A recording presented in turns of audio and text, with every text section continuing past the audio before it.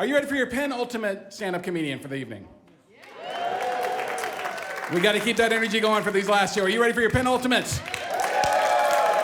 Please welcome to the stage Miss Laura Leffler, everybody.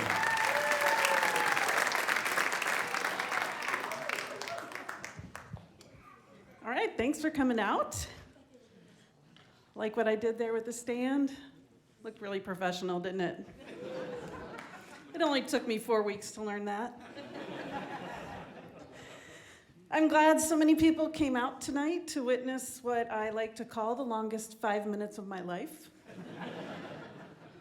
You're laughing now, but it might be the longest 5 minutes of yours, too. I took a lot of time picking out what I was going to wear tonight.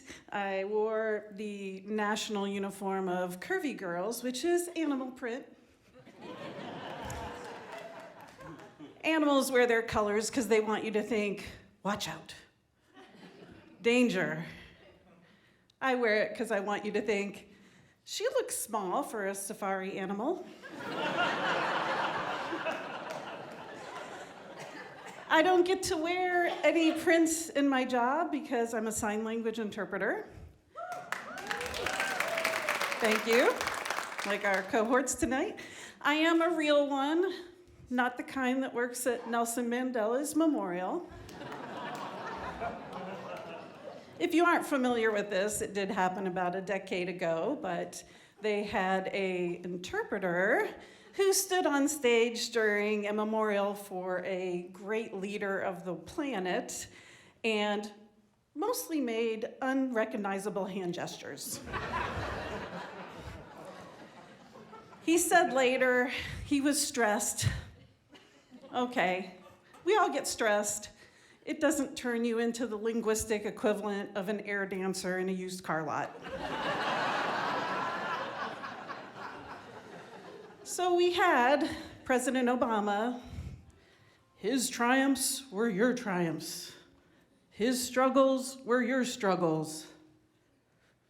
Meanwhile, interpreter.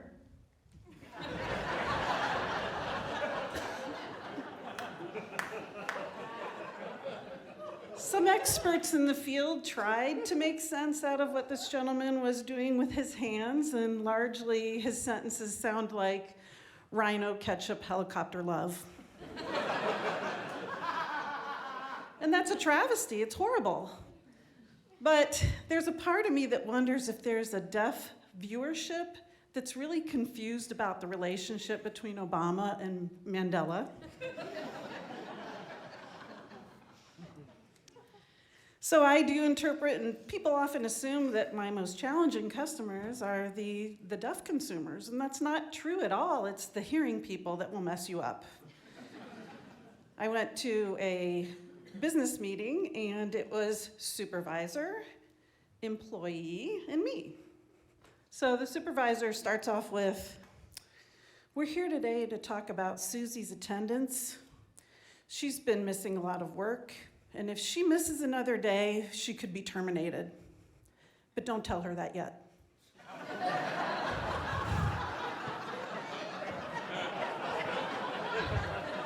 Don't tell her yet.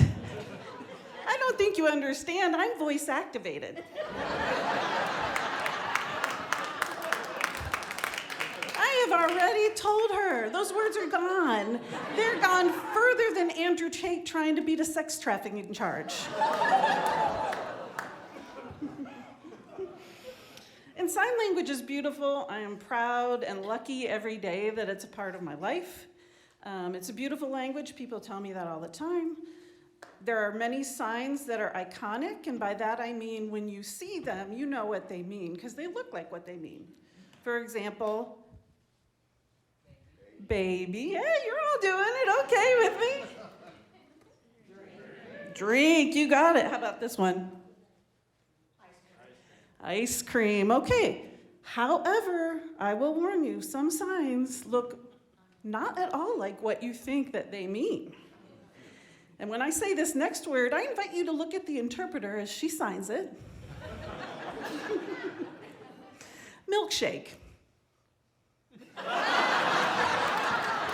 Yeah. Mm-hmm. milkshake, milkshake, milkshake.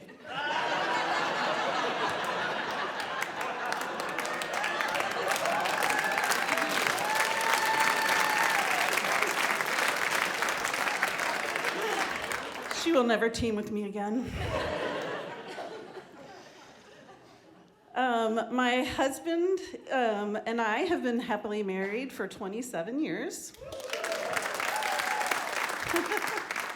My husband is deaf.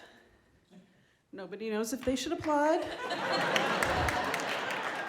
You're sitting there thinking, is that funny? Is it a joke? Should we say something? I don't know. It's okay. Deaf people are great. You can applaud. Let's hear it for deaf people. Well, you know what I mean. But I will say that having sex with a deaf person levels up your game. I mean, there's an additional risk factor there. When your partner can't tell if you're moaning in pleasure or screaming in pain. An example. Oh, ow, ow, ow. Rhino, ketchup, helicopter love. What the hell was our safe sign? That's my 5 minutes. Thank you very much.